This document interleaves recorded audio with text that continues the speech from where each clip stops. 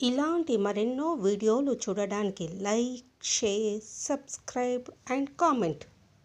ఈరోజు ఈ వీడియోలో 2025 సంవత్సరము 26వ సంవత్సరంలో గురుమూఢమి ఎప్పుడు వస్తుంది, అసలు గురుమూఢమి అంటే ఏమిటి, ఈ సమయంలో ఏం చేయకూడదు, ఎందుకు చేయకూడదు అనే విషయాల గురించి తెలుసుకుందాము. గురుగ్రహము లేదా శుక్రగ్రహము సూర్యుడితో కలిసి ఉండే కాలం మౌఢ్యమి. దీన్ని వాడుకలో మూఢమి అంటారు. మూఢమి అంటే చీకటి. మౌఢ్య కాలంలో సూర్యుడు అడ్డుగా ఉండడం వల్ల గ్రహాలు బలహీనంగా ఉంటాయి. గురుగ్రహం లేదా శుక్రగ్రహం సూర్యుడితో కలిసి ఉండే కాలం మౌఢ్యమి. దీన్ని వాడుకలో మూఢమి అంటారు. సూర్యుడు అడ్డుగా ఉండడం వల్ల గ్రహాలు బలహీనంగా ఉంటాయి.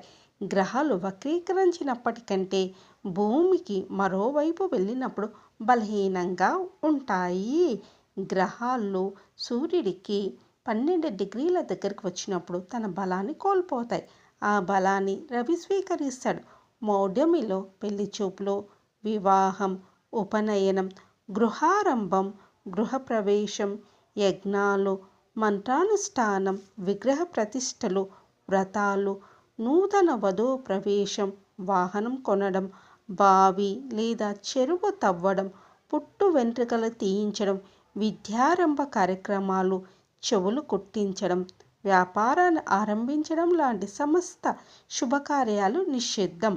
మౌఢమి అనేది అన్ని గ్రహాలకు ఉన్నప్పటికీ గురు శుక్రమౌఢమి మనపై ప్రభావం చూపుతుంది. శుక్రమౌఢమి కాలంలో ప్రకృతి బలం తగ్గుతుంది. సముద్ర ఆటుపోట్లలో పెను మార్పులు వస్తాయి. భూకంప ప్రమాదాలు పొంచి ఉంటాయి. శుక్రుడు సంసార జీవితానికి కారకుడు.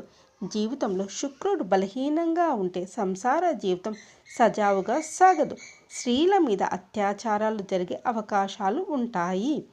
జాతకం రాయించుకోవడము, నవగ్రహ శాంతి, జప హోమాది శాంతులు, గండ నక్షత్ర శాంతులు, ఉత్సవాలు, సీమంతం, నామకరణం, అన్నప్రాసాది కార్యక్రమాలు గురుమౌఢమి, శుక్రమౌఢమి రోజులో నిరభ్యంతరంగా చేయొచ్చు.